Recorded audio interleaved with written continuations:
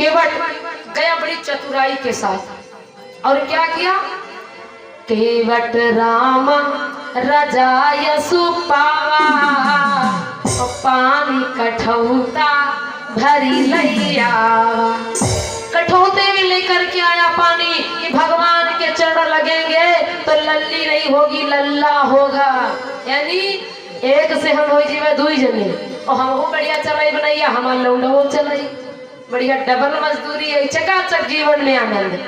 भगवान के चरण को पखारा और फिर केवट ने नैया अपनी लाया कि राम सखा तब नामो मगाई।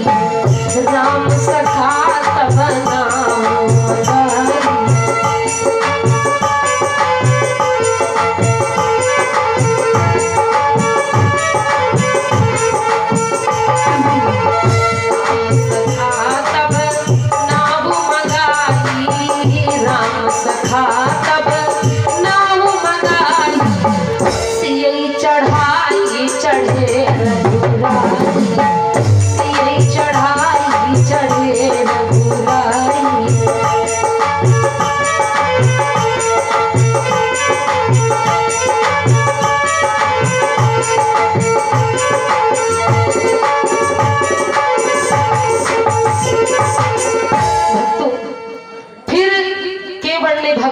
चरणों को पखारा पद रज लिया और चरणों तक पान किया।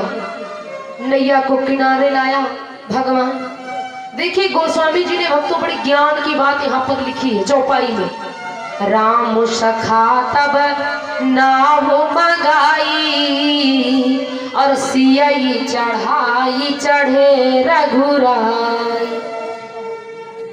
बंधु ध्यान देंगे गोस्वामी जी कहते सियई चढ़ाई चढ़े रघुराई। यानी अगर तीर्थ यात्रा में जाओ आपके साथ में आपकी धर्म पत्नी है या माता है या बहन है या बेटी है कोई भी है तो मर्यादा का पालन करो। पहले उसको बिठाओ फिर स्वयं बैठो।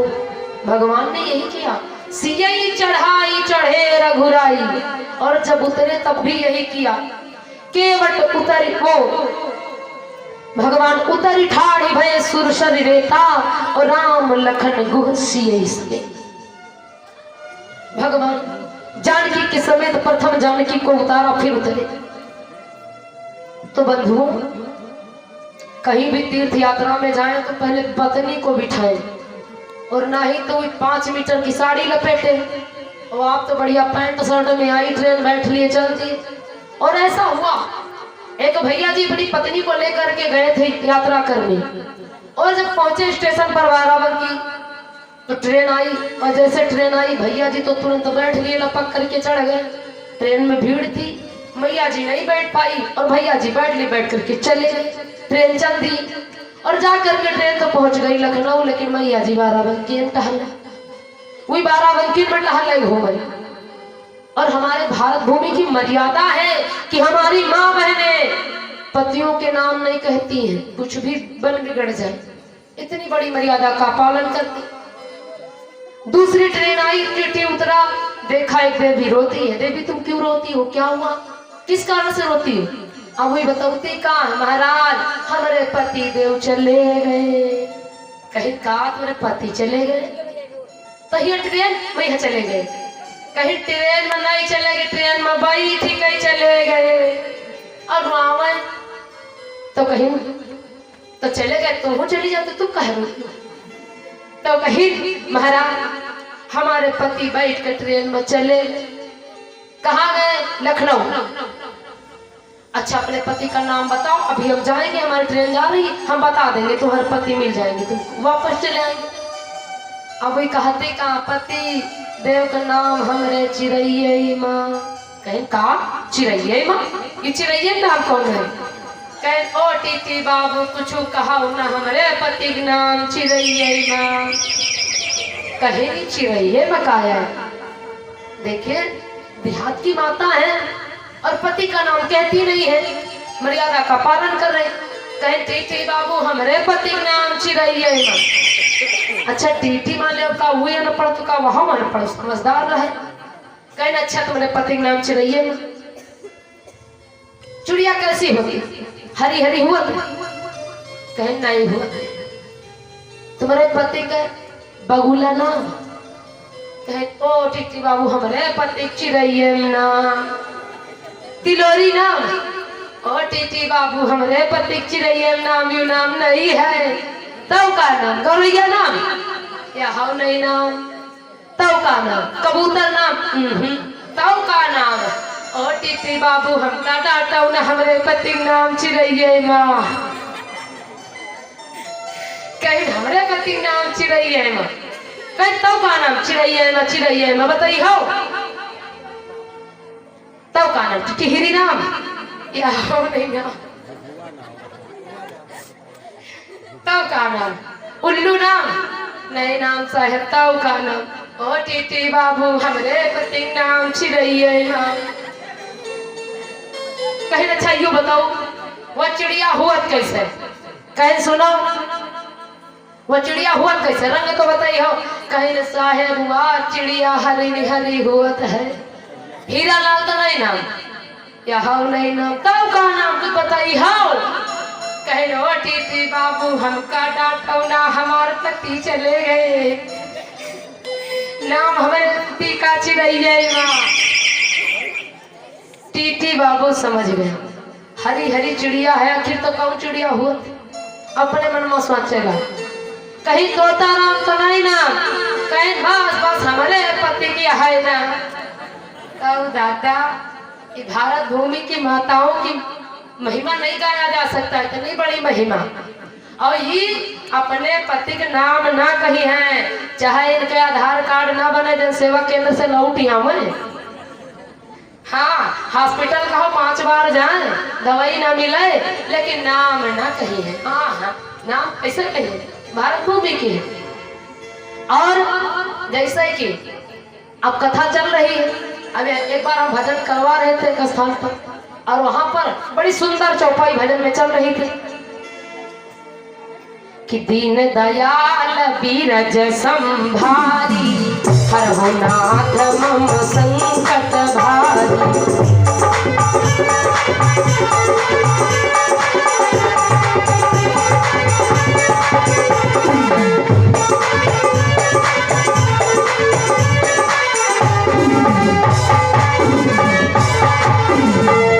अच्छा भैया एक दिन बीत गया 2 दिन बीत गया 3 दिन बीत गया वही मम्मी बढ़िया आगे न बैठी। अच्छा सब कोई जो भजन बोलत जो 2-4 दिन नहीं बोलत तो मन में शंका बन जात पता नहीं हमसे गावे में गलती हो गए कि हमारे इनका कोई बैर है का जानी है।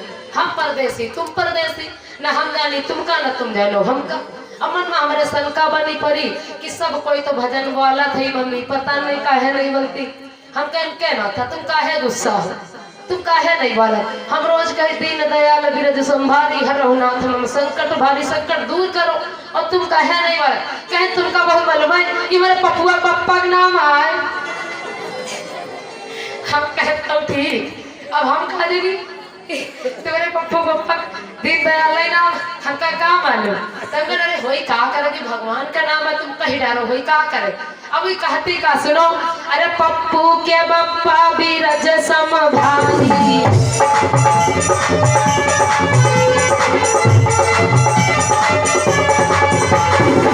पप्पू के बप्पा बीरज समभारी हरहु नाथ मम संकट भारी।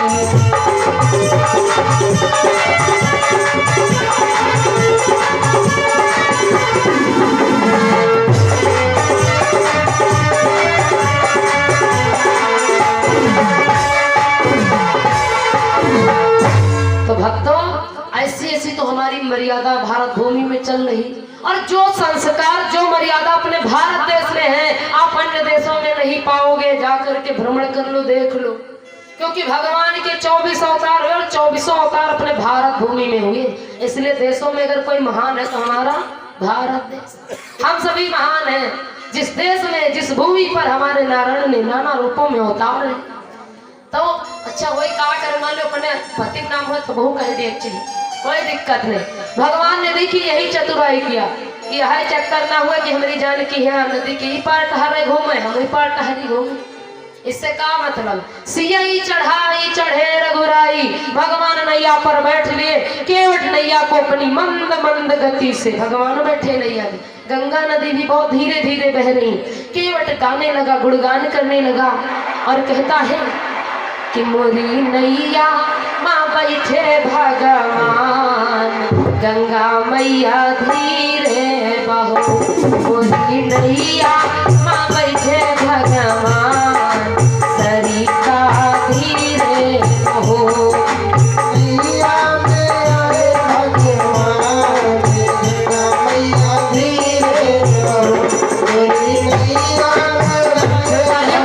सभी लोग गंगा मैया धीरे बहो, धीरे बहो, धीरज धर के बहो, धीरे बहो, धीरज धर के बहो, मोरी नैया माँ, मोरी नैया माँ ये भगवान, गंगा मैया धीरे बहो। मोरी नैया में आए भगवान, गंगा मैया धीरे बहो, मोरी नैया में आए भगवान, गंगा मैया धीरे बहो। जय हो।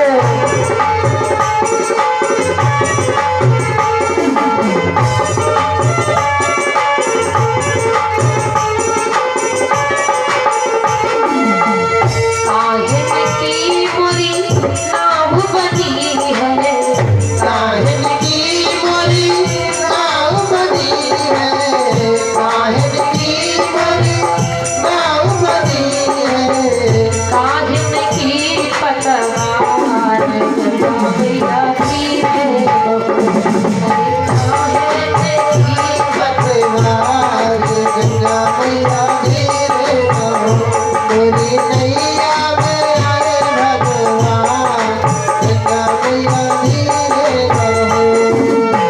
जय हो।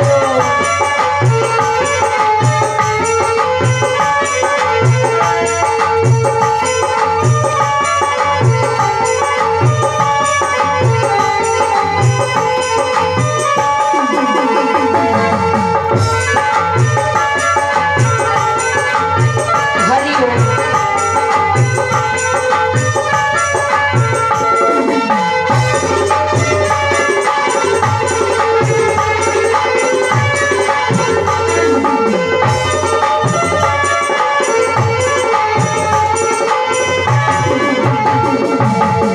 और केवट बड़े गुणगान करता है, काठे की बोरी नाव बनी है, काठी की मोरी नाव बनी है, काठी की मोरी नाव बनी है, ते सबकी पतवार, सरिता धीरे बहो, मोरी नैया में आए भगवान, सरिता धीरे बहो, मोरी नैया में आए भगवान, गंगा मैया धीरे बहो।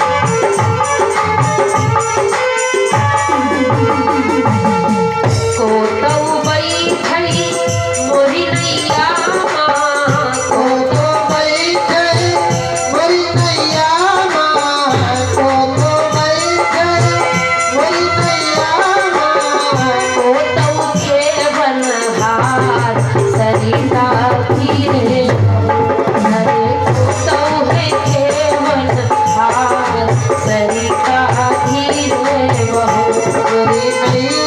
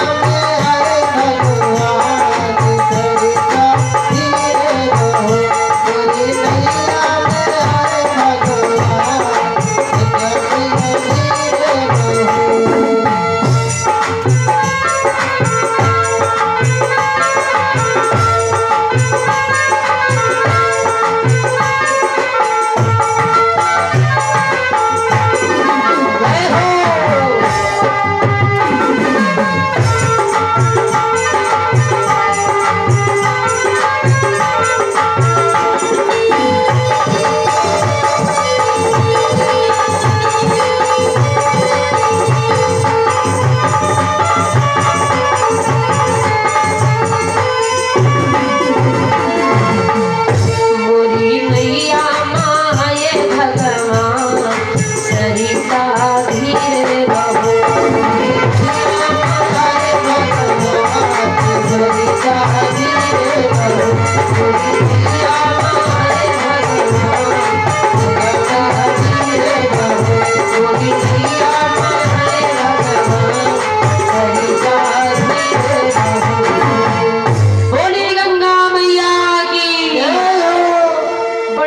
पूर्वक से मंद मंद गति से नैया को चलाता हुआ नाव लेकर के किनारे पर पहुंचता। जैसे भगवान नैया से उतरते हैं, उतर ठाढ़ी भये सुर शरीरेता ओसिए राम गुह लखन समेता। उतरने के समय भी यही काम किया। पहले जानकी मैया उतरी, फिर मेरे राघव उतरे, फिर वो निषाद उतरा और फिर जा करके मेरे भैया लखन लाल उतरे। जब प्रभु उतरे नैया से, चरणों में केवट दंडवत करता है। केवट उतरी दंडवत कीन्हा और प्रभु सकुचैन ही नहीं कछु दीन्हा। भगवान मन में सब चाहते हैं, विचार करते हैं कि इसने तो नैया पार कर दिया बिठा करके, लेकिन हमने इसको कोई उतरा ही नहीं दिया और ना मेरे पास है जो मैं दे सकूं। भगवान के मन की बात को जानने वाली जगत जननी जगदम्बा सीता जी साथ में, पिया हिया की सिया जाननी हारी और मणि मुदरी मन मुदिता मुदा। देखिए हमारी माताएं बहनें में कितनी शक्ति होगी। पति कहता भी नहीं, बोलता भी नहीं है, पति के हृदय की भावना को समझ जाती, इतनी बड़ी पावन पवित्र होती। जानकी माँ राम की आशा समझ गई, हृदय की बात को समझ गई और अपनी मुद्रिका अंगूठी पहन रखी थी जानकी जी हाथ में, तुरंत उतारी और स्वामी को दे दिया। लो स्वामी, आप इसे केवट को उतराई दे दो नाथ। भगवान ने मुद्रिका ले ली, केवट को देने लगे। भैया अपनी उतराई ले। केवट कहने लगा नाथ कि मजदूरी कहीं मजदूरों को मजदूरी देते हैं भैया, मजदूरी कहीं मजदूरों को।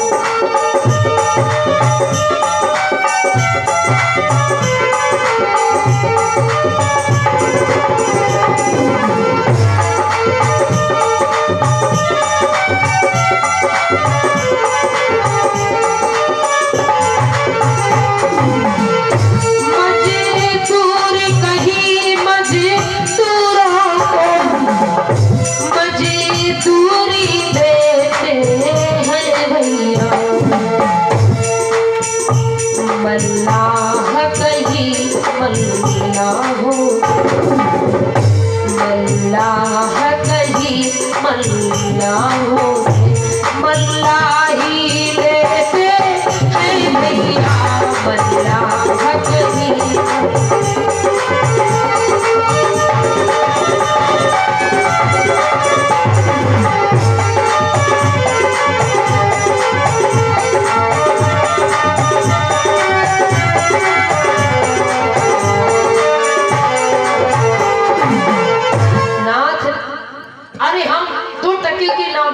नौकरी करने वाले, नैया चलाने वाले, तो ना आपका और हमारा काम तो एक ही है।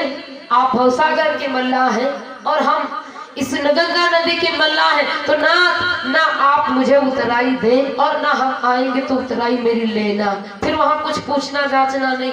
और रही बात नाथ देने की, चतुराई देखिए केवट की, नाभिक की चतुराई देखिए। कहता भगवान हे नाथ, देने लेने की बात तो हम दोनों बराबर हैं, इस वक्त कोई नहीं, और अगर आपकी इच्छा है देने की तो नाथ देना, हम लेंगे, लेकिन कब? सुनो नाथ कि फिरते बाहर नाथ जो देवा, फिरती बाहर नाथ जो देवा।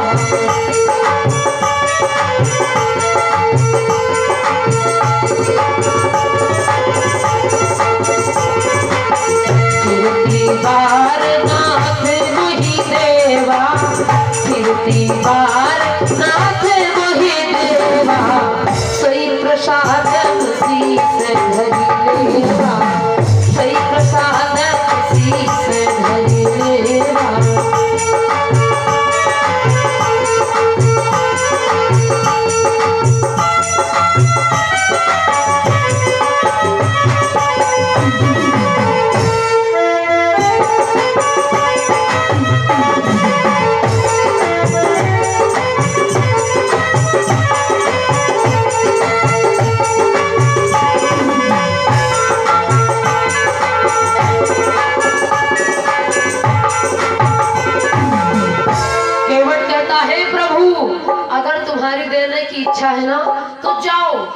14 वर्षों का तुम्हारा वनवास हुआ ना, तो जा करके अपना समय बिताओ और लौट करके जब आना तो हमारे ही घाट पर फिर आना। और का ऐसी चतुराई होनी चाहिए। फिर आना, और जब आओगे तो जाते समय जो दोगे ना, फिर उसको मैं प्रसाद समझ करके रख लूंगा, यानी लूंगा भी, ऐसा नहीं कि उतराई नहीं लूंगा। भगवान को ऋणी बनाता है कि ना खाते समय हमें उतराई देना, इससे कहीं अलग ना तुम चले जाओ, हमारे ही घाट पर आना। बड़े आनंद पूर्वक से भक्त और भगवान में वार्तालाप हुआ। भगवान गंगा नदी को पार करके भक्तों आगे को बढ़ते हैं, जाते हैं महामुनि भारद्वाज जी से मिलते हैं, उनके यहाँ कुछ दिवसों तक सत्संग करते हैं। नाथ आगे बढ़ते हैं, और जब आगे बढ़ते हैं तो वाल्मीकि जी की कुटिया पर पहुंचते हैं। सत्संग करते ठहरते हैं और कहते हैं, नाथ मुझे रहने के लिए कोई सुंदर सा स्थान बता दो जहां मैं रह करके अपना समय व्यतीत कर सकूं। वाल्मीकि महाराज बोल पड़े, मुनि अरे नाथ मुझसे रहने के लिए स्थान पूछ रहे हो एक छोटी सी दास से? अरे नाथ ये वाल्मीकि पूछ रहा है आपके चरणों में शपथ लेकर के कि मुझको वो स्थान बता दो जहां पर तुम नहीं। बताओ ना कौन सा स्थान जहां पर तुम नहीं। भगवान कहने लगे, क्यों इतनी प्रशंसा कर रहे हो, क्यों इतनी बड़ाई हमारी कर रहे हो? मैं तो ये पूछ रहा हूं कि मुझे रहने के लिए स्थान बताओ। दोनों में बड़ा प्रेम भाव हो। वाल्मीकि जी ने कहा, नाथ आप तो मेरा सम्मान कर रहे हैं, मेरा सम्मान बढ़ा रहे हैं, जो मुझसे रहने का स्थान पूछ रहे। और प्रभु तुम तो कड़कड़ में विराजमान हो, जिसमें तुम नहीं हो शायद संसार में वो चीज ही नहीं है। और बात सत्य है, जिसमें भगवान नहीं है वो चीज ही संसार में नहीं। अगर सोचो कि भगवान नहीं है तो कबीरदास जी ने भाव दिया है भक्तों को समझाने के लिए कि हे मानव कि तेरा राम तुझ में। हम सभी भटकते हैं कि भगवान कहाँ है, भगवान कहाँ है, कि तेरा राम तुझ में, तू अंत कहाँ भटके, तेरा राम तुझ में।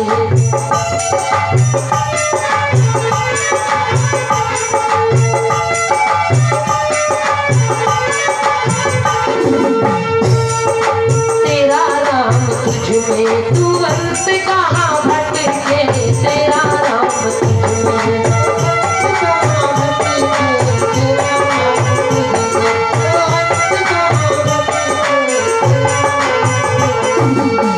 जैसे दूध माँ मक्खन छिपा है, जैसे दूध माँ मक्खन छिपा है,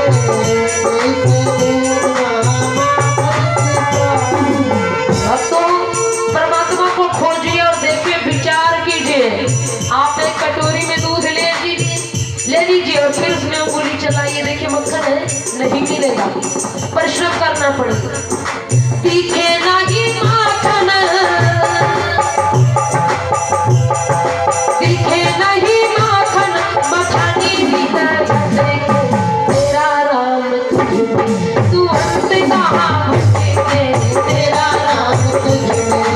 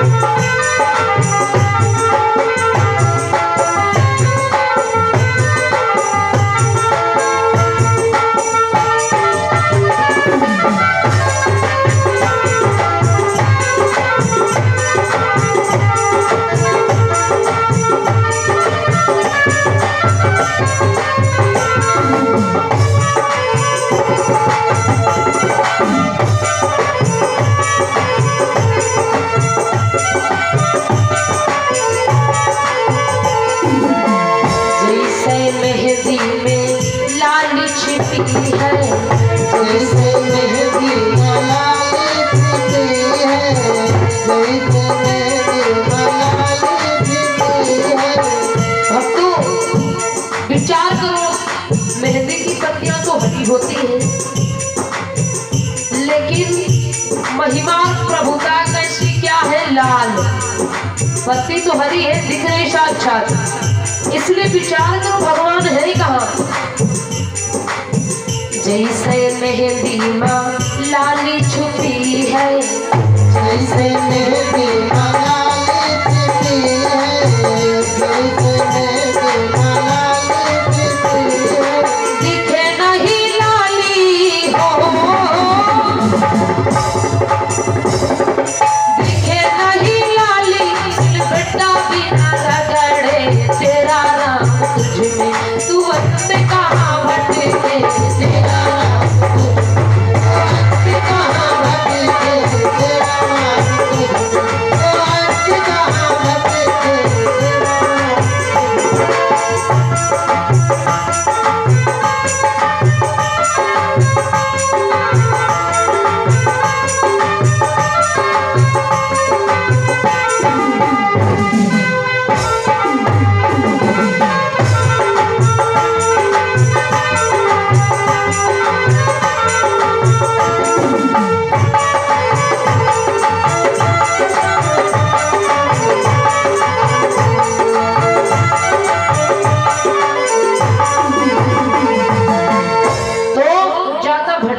जरूरत नहीं, ज्यादा हमें भटकने की जरूरत नहीं। परमात्मा कहीं अलग नहीं है, परमात्मा हमारे ही अंदर बैठा है इस मन के मंदिर में, क्योंकि जो बोल रहा है यही ईश्वर है, बस यही आप समझ लीजिए, यही भगवान है।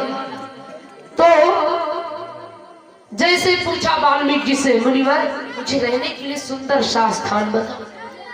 भगवान ने जब उनसे महिमा पूछी तो वाल्मीकि मुनि बोल पड़े, हे भगवान, हे नाथ, जो तुम मुझसे पूछे हो तो सुनो। चित्रकूट गिरी करहु निवासु, और तहाँ तुम्हारी सब भांति सुपासु। जाओ नाथ, चित्रकूट में रह करके अपना समय व्यतीत करो। भगवान चित्रकूट को जाते ही सुंदर सी कुटिया बना करके अपना समय व्यतीत करते। इधर भक्तों, भगवान जिस समय चित्रकूट को पहुंचते हैं और जिस सुमंत को गंगा नदी से वापस किया था, अभी वो पहुंचा नहीं, अभी वो रास्ते में घूम टहल रहा है। दर्द है मन में, विचार करता है मैं कैसे अयोध्या को जाऊंगा। मुझ जैसा अभागा तो कोई अयोध्या में है ही। जिस घोड़े पर मैं बिठा करके राघव को नगर का भ्रमण करवाता था, आज वही घोड़े वही सुमंत इतना भागा हो गया कि राम लक्ष्मण जानकी को निकाल करके घर से बेघर कर दिया। इस बात की पीड़ा भक्तों सुमंत को सताने। 3 दिन बीत गए वृक्ष के नीचे खड़े खड़े, अश्रुधारा बह रही। बड़ी ही करुण कहानी है राम और भरत का मिलन, क्योंकि भरत जैसा साधु जो समस्त घावों को अपने प्रेम से भर दे, वही भक्तों भरत है। और जो जीवन में सुंदर लक्ष्य प्राप्त कर ले, वही लक्ष्मण है। तो ज्यादा तो नहीं विस्तार हो पाएगा, क्योंकि सीता हरण भी करवाना है, रावण की मृत्यु और भगवान का राज्याभिषेक भी होना है। राम जी का वनवास हो चुका है, तो जब तक राज्याभिषेक नहीं होगा तो कथा पूरी नहीं होगी, फिर अधूरी छूट जाएगी। तो आप कुछ प्रसंगों को सुन पाएंगे, क्योंकि कथा बड़ी विस्तार की है। और ये है राम कथा।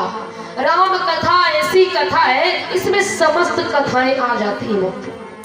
4 वेद, 6 शास्त्र, 18 पुराण, सबका मत रामचरितमानस में अंकित है।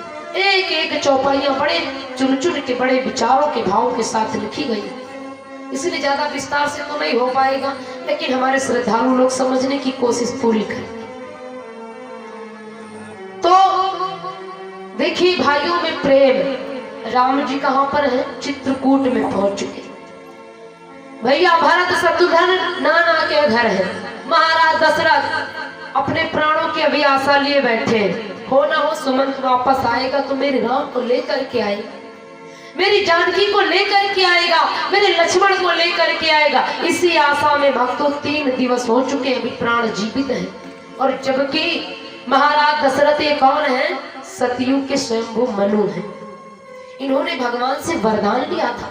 नैमिषारण्य धाम में प्रथम दिवस की कथा पर आ जाओ, वहां पर इन्होंने वरदान लिया था, हे नाथ मणि बिनु फन जीव जल बिन मीना, और मम जीवन तिम तुम ही अधीन। ना आप मेरे सम्मुख ना हो तो ये प्राण भी मेरे ना रहे। भगवान ने कहा था ओम अस्तु, ऐसा भी होगा, लेकिन अभी आशा है। आशा के बल पर न जाने कितने बड़े बड़े काम हम सब कर डालते हैं, आशा के बल पर। जैसे यहाँ पर बैठे हैं भगवान की कथा करने, पूछो तो एक चौपाई शुद्ध से नहीं मालूम, लेकिन आशा है, भगवान पर विश्वास है, जो ये सुंदर सी कथा आपके बीच में हो रही। तो आशा बहुत बड़ी चीज होती, विश्वास बहुत बड़ा चीज होता। सहारा, दशरथ जी को सहारा है कि मेरे राघव लौट करके आएंगे। कौशल्या बैठी है पलंग के पास, महाराज दशरथ को नाना प्रकार के स्वप्न दिख रहे हैं, विचार करते हैं मेरे प्राण जाने वाले हैं देवी, मेरा राघव अभी नहीं आया है।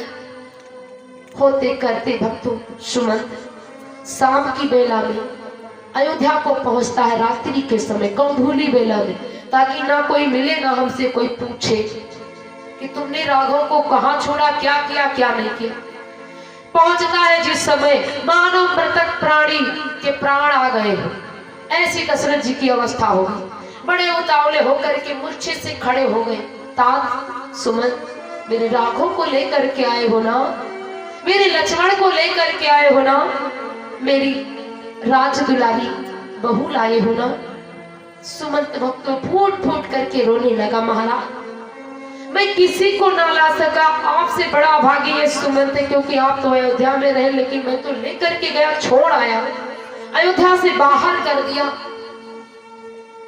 आज जब सुमंत भी रोते हैं, बड़ी करुण दशा अयोध्या में उद्भवती है।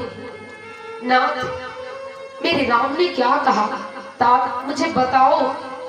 सुमंत कहते हैं मैं क्या बताऊं महाराज, राघव ने मुझे बड़ी सुंदर माता पिता की शिक्षा का वर्णन दिया कि पुत्र का परम कर्तव्य माता पिता के वचनों को मानना परम कर्तव्य बनता है, क्योंकि माता पिता से बढ़कर के संसार में कोई देव नहीं हुआ है। अगर कोई देव है तो हमारे माता पिता, इसलिए मैंने अपने माता पिता के वचनों का सम्मान किया है। इसीलिए मैं 14 वर्षों के लिए आया हूँ, और जैसे वक्त पूरा होगा फिर अपने माता पिता की सेवा में पहुंच जाऊं। लक्ष्मण से जब मैंने कहा था कि लक्ष्मण तुम भी चलो, तुम ही मेरे साथ अयोध्या वापस चलो, लक्ष्मण ने मुझसे कह करके समझा दिया कि जब मेरे माता पिता मेरे साथ में है तो मेरा अयोध्या में क्या रखा जो मैं जाऊं। देखिए छोटे भाई का क्या धर्म है कि बड़ा भाई पिता और बड़ी भाभी माँ है, माता पिता मान करके सेवा करना चाहिए। तात तो जानकी को तो ले आते हैं। जब मैंने जानकी से कहा देवी तुम चलो, तो जानकी भी मेरे साथ नहीं है, और मुझे कह करके समझा दिया, पतिव्रत धर्म की बातें मुझे सुनाई, मैं कुछ ना उत्तर दे पाया। जानकी ने मुझसे कहा कि मेरा अब अयोध्या में क्या है, पति तन मन धन पति श्रृंगारा, पति पत्नी जीवन आधार। पति पत्नी का तो एक आधार है, यदि जहां पर पति नहीं है वहां पर पत्नी को रहने से क्या मतलब है, कोई मतलब नहीं।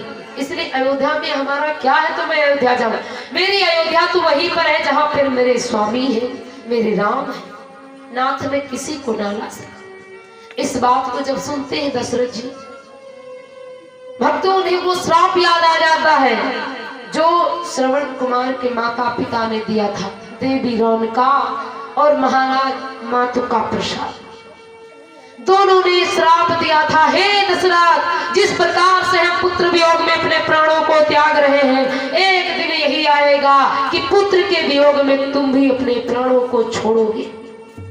स्वप्न दिख रहा है, हे कौशल्या मुझे वो स्वप्न याद आ रहा है, शायद अब मेरे प्राण नहीं बच पाएंगे। इतना कह करके महाराज दशरथ अपने प्राणों को छोड़ देते। दशरथ जी के जब प्राणों का अंत हो जाता है, रानियां सभी विलाप करती है, रोती है, बिलखती है। गुरु वशिष्ठ जी आते हैं, देवियों को समझाते हैं, देवी चित जल पावक गगन शरीरा, पंच रचित यह अधम शरीरा।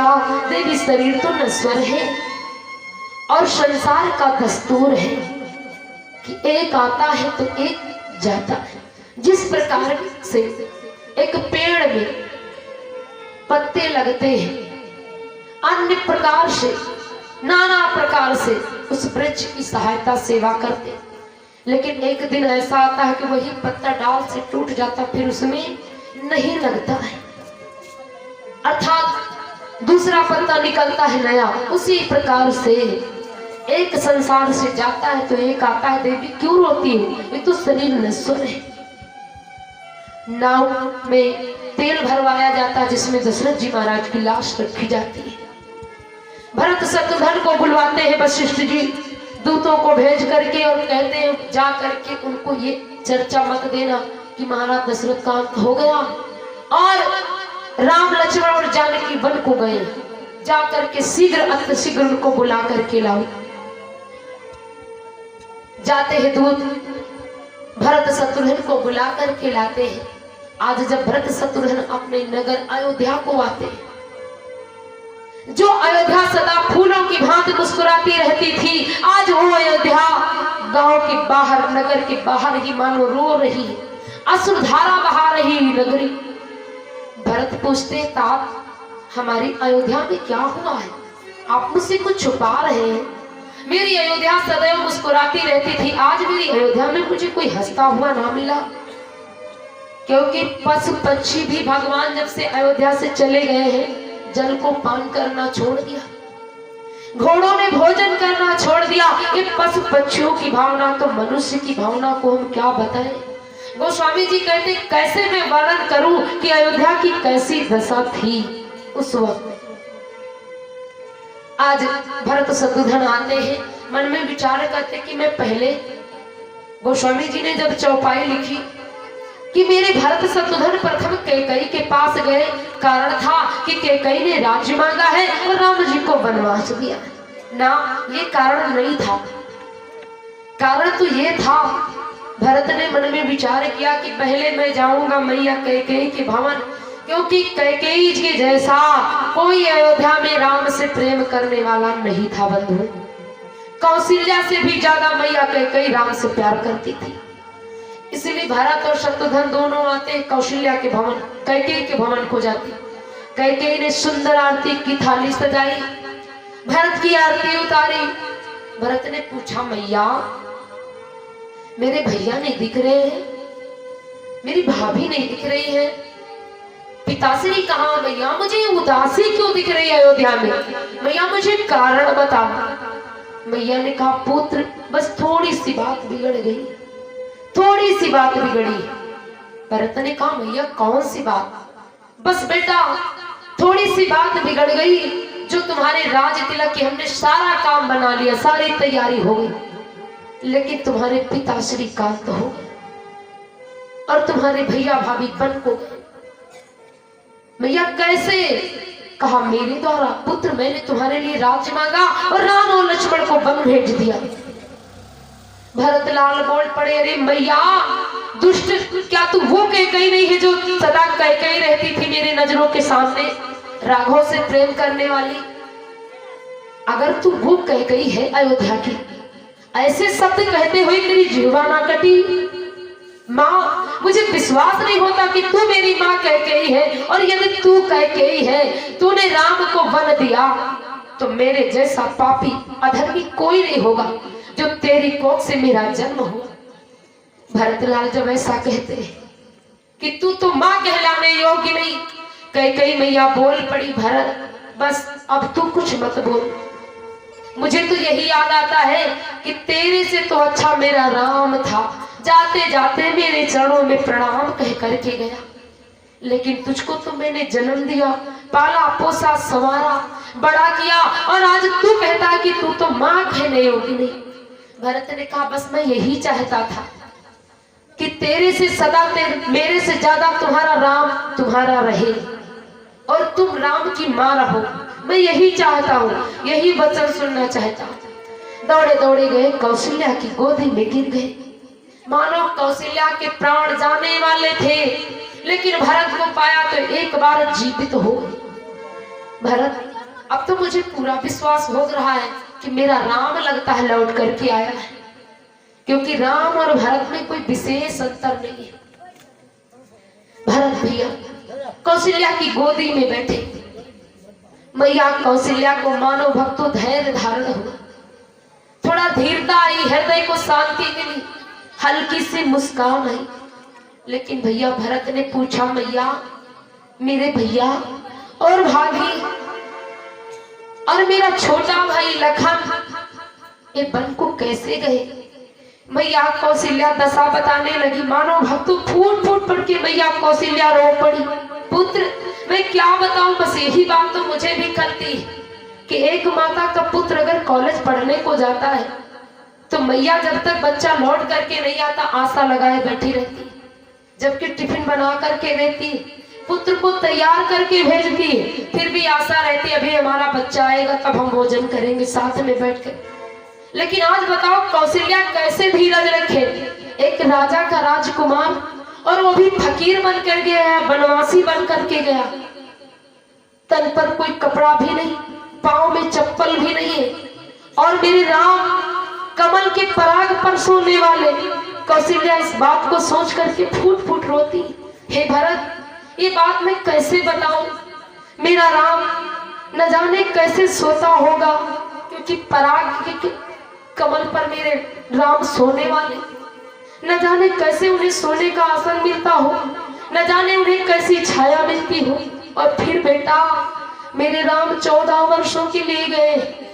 कौशल्या रोने लगी, फूट फूट करके मैया रोती, क्योंकि जिस माँ का लाल छूटा हो, जिस माँ की बहू छूटी हो, जिस मैया का सुहाग संसार से चला गया हो, उस माँ का इस संसार में क्या बचा है? ऐसी परिस्थिति देख करके स्वर्ग के देवता घबराने लगे। देवताओं का राजा इंद्र मन में विचार करता है कि अब अयोध्या में अगर भरत का प्रेम राम को मिल गया तो राम वनवासी नहीं बनेंगे, अयोध्या वापस चले आएंगे। देवताओं का राजा इंद्र देवताओं के गुरु बृहस्पति से प्रार्थना करने लगा, ऐसा करो नाथ कि जो करुण दशा अयोध्या में उमड़ी है तो भरत राम से मिलने ना पाए, अन्यथा राम अयोध्या वापस आ जाए। देवताओं के गुरु बृहस्पति बोल पड़े कि इंद्र ये तू क्या कह रहा है? राम की शायद भरत राम से नहीं मिलना चाह रहे, राम भरत से मिलना चाह रहे। क्यों? महिमा तो इसमें है कि अगर भगवान हमें याद करे, हम तो सदा भगवान को याद करते, रोज याद करते, लेकिन महिमा तो ये है भगवान की जब हमें भगवान याद कर ले। तो भरत नहीं राम से मिलना चाह रहे, राम भरत से मिलना चाह रहे। मेरे राम चित्रकूट में बैठे यही बात याद कर रहे कि मेरा भरत अगर आएगा लौट करके तो मुझसे मिलने जरूर आएगा, क्योंकि मेरा राम मेरा भरत राज के लिए नहीं परेशान होगा, मेरे लिए परेशान हो। देखिए भाइयों में ऐसा प्रेम होना चाहिए। मेरे राम भी रोते हैं, चित्रकूट में बैठे गोस्वामी जी ने भाव दिया कि जब जब राम अवध सुधि करही ओ तब तब भरी बिलोचन धरही। मेरे राम रोते हैं चित्रकूट में बैठे भैया भरत के लिए। और भैया भरत ने अपने पिता दशरथ की अंत्येष्टि क्रिया करवाई और अपनी अयोध्या की प्रजा वशिष्ठ जी से आज्ञा ली, नाथ गुरुदेव मुझे राज्य का अधिकारी मत बनाना, मैं तो अपने भैया का सदा उदासी हूं और रहूंगा, मैं अपने भैया का सेवक हूं। क्योंकि लक्ष्मण कहते हैं गर्व के साथ कि राम मेरे हैं, और भरत कहते हैं कि हम राम के। दोनों भाइयों का प्रेम अपार है। कहा जाए तो न लक्ष्मण से कम भरत प्रेम करते और भरत से न कम लक्ष्मण प्रेम करते। दोनों के प्रेम बराबर है। भरत और शत्रुघ्न दोनों भाई अपनी समस्त प्रजा को लेकर के पैदल यात्रा करते हुए चित्रकूट को पहुंच जाते, जहां पर मेरे राघव है। राघव से आज चित्रकूट को जब भैया भरत पहुंचे हैं, नंगे पैर, पांव से रक्त बह रहा है, तन पर कपड़े बहुत धूल धुसारित हो चुके हैं, अवस्था बिल्कुल बिगड़ चुकी है। अब उन्हें ये नहीं पता कि हम राजा की राजकुमार हैं। ऐसी परिस्थिति में जाकर के चित्रकूट की कुटिया पर राघव बैठे। भैया भरत जैसे लाठी आप जानते हैं, लाठी को आप खड़ी कर दो तो गिर जाती है सीधे। उसी प्रकार से भरत ने जब राघव को देखा चित्रकूट में लाठी की भांति गिर गए, क्योंकि मन में विचार करते हैं मैं भैया से मिलने लायक नहीं हूं, मेरी माँ ने मेरे भैया को वन भेजा है, मैं किस प्रकार से अपने भैया के गले मिलूं। जो लक्ष्मण कहते थे कि भरत की माता ठीक नहीं है, कैकेयी ठीक नहीं है, आज भैया लक्ष्मण कहने लगे राघव से, राघव जाकर के मिलन करो भैया भरत से। राम और भरत दोनों बराबर में आपस में मिलते हैं एक दूसरे के गले। देवता घबराने लगे, मैया शारदा से विनय किया, मैया शारदा गुरुदेव की मति पर आती है और गुरुदेव कहते हैं कि देखिए भरत ये उचित नहीं है।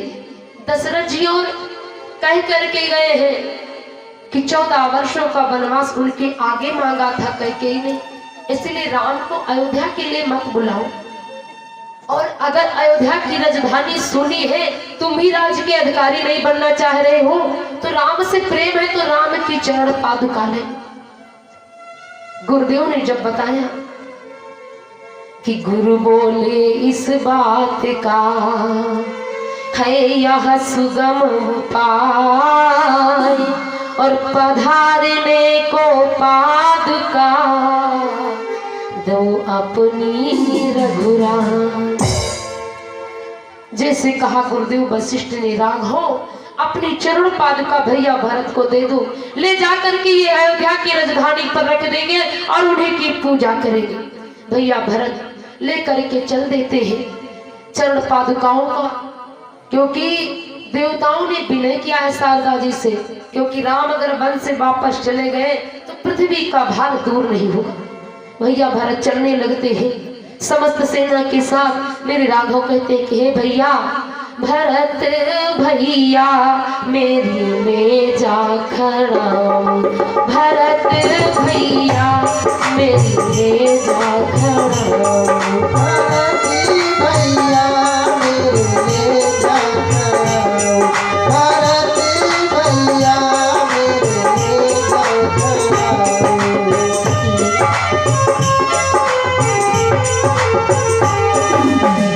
ले जा खड़ा हूं सिंहासन पर रखी हो, ले जा खड़ा हूं सिंहासन पर रखी हो, ले जा खड़ा हूं सिंहासन पे रखी हो, ले जा खड़ा हूं सिंहासन पर रखी हो, करी हो पूजा,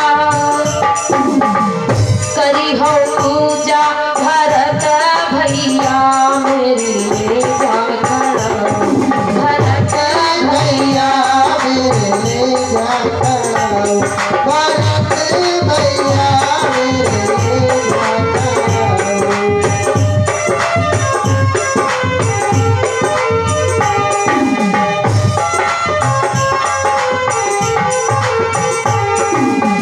तीनों माताओं की सेवा करी हो, तीनों माताओं की सेवा करियो, तीनों माताओं की सेवा करियो, सबसे प्यारे। मेरे राघव चलते चलते फिर मैया कैकेयी की महिमा को गाते, सबसे प्यारे कैकेयी मैया मेरे ले जा खड़ा हूं, भरत भैया मेरे ले जा खड़ा हूं, भरत भैया मेरे ले जा खड़ा हूं।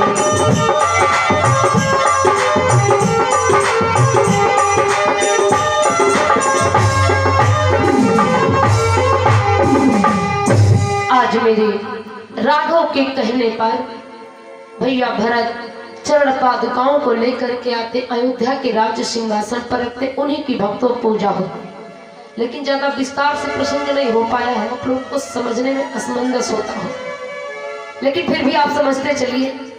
लेकर के आते हैं चरण पादुकाओं को पूजा करते हैं, क्योंकि वो चरण पादुका जो है भक्तों उनको महाराज दशरथ ने वरदान दिया था। किसको? देवी ताड़ुका को। और वरदान दिया था क्योंकि उसने महाराज दशरथ के जीवन की रक्षा की थी, जीवन बचाया था। और उसी की हड्डियों के द्वारा भगवान श्री रामचंद्र जी के चरण पादुका बने। वही चरण पादुका जाते हैं क्योंकि भगवान के जो पिता है महाराज दशरथ, इन्होंने उस ताड़ुका को 14 वर्षों की राज्य दिया था। तो गुरु वशिष्ठ जी जब बताते हैं तो चरण पादुका लेकर के भैया भरत आते हैं, महाराज दशरथ का वरदान पूरा करते हैं, अयोध्या के राज्य सिंहासन पर रख करके पूजा करते हैं। 14 साल तक पूजा होती। भगवान कहते हैं भैया जा करके सुंदर सा भगवान का भजन करना, समय व्यतीत हो जाएगा। मैया कहती है ना अब तो मैं बूढ़ी हो चुकी हूँ, भगवान का शुद्ध भजन भी नहीं हो पाएगा, क्योंकि बुढ़ापे में भजन शुद्ध नहीं हो पाता। इसलिए कहते हैं भैया जब मन आवे, बालापन जवानी लड़काई जब मन आवे तब भगवान का भजन करो। भजन करने के लिए कोई उम्र नहीं निश्चित है, क्योंकि बुढ़ापा कोई जरूरी नहीं कि मिल करे, इनका कोई लिखा पढ़े नहीं कि जीवन में बुढ़ापा मिल करे। इसलिए भगवान का भजन करते रहो। तो मैया कहती है कि मेरी विनती सुनो हो भगवान, बुढ़ापा भरी आ गया हो। मेरी विनती सुनो हो भगवान, बुढ़ापा भरी आ गया हो।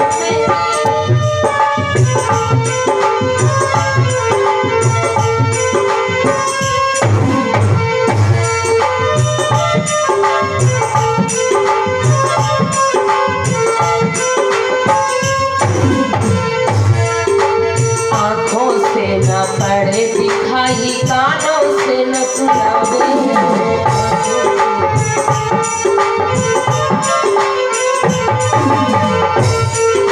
जय हो। आँखों से न पड़े दिखाई कानों से न सुनावे,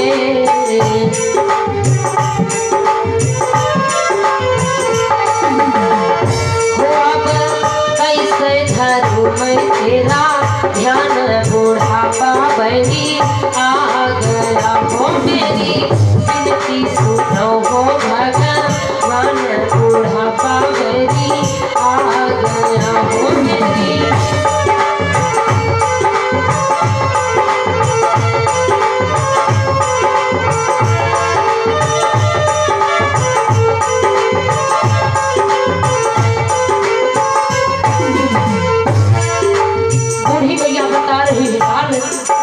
कोठी बंगला मैंने बनाई, जग में स्थान कमाई। कोठी बंगला मैंने टिकाए,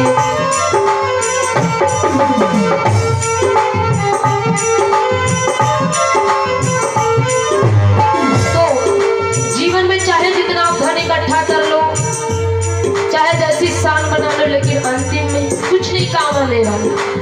कोठी बंगला मैंने बनाया, जग में शान कमाई।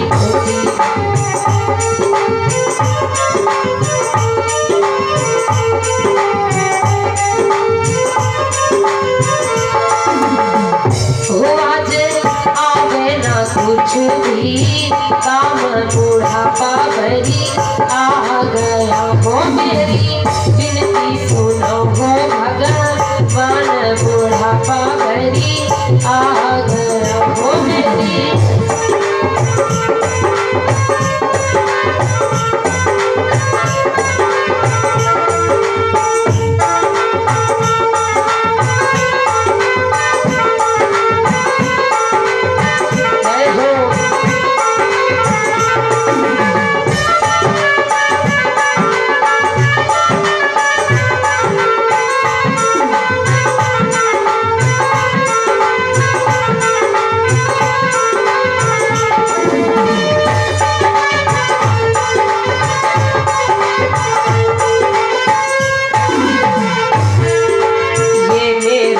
कहता हूँ झूठ किया अभिमान, मेरा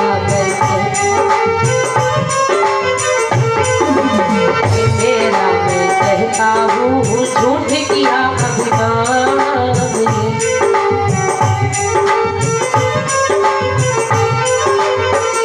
तो अब अंत समय में आयो ज्ञान, बुढ़ापा बुढ़ापा मेरी आ गया हो मेरी अर्ज सुनो हो भगवान बुढ़ापा मेरी आ गया हो मेरी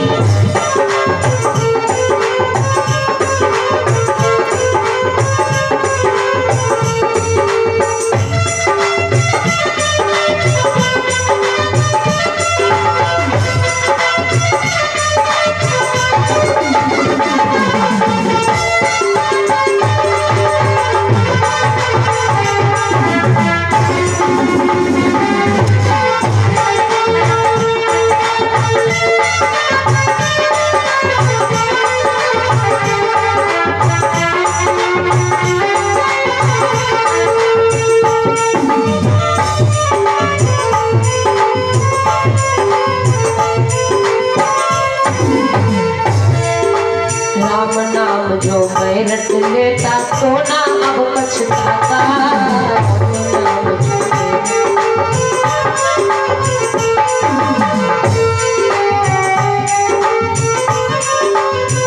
राम नाम जो मैं रट लेता तो अब ना पछताता राम नाम जो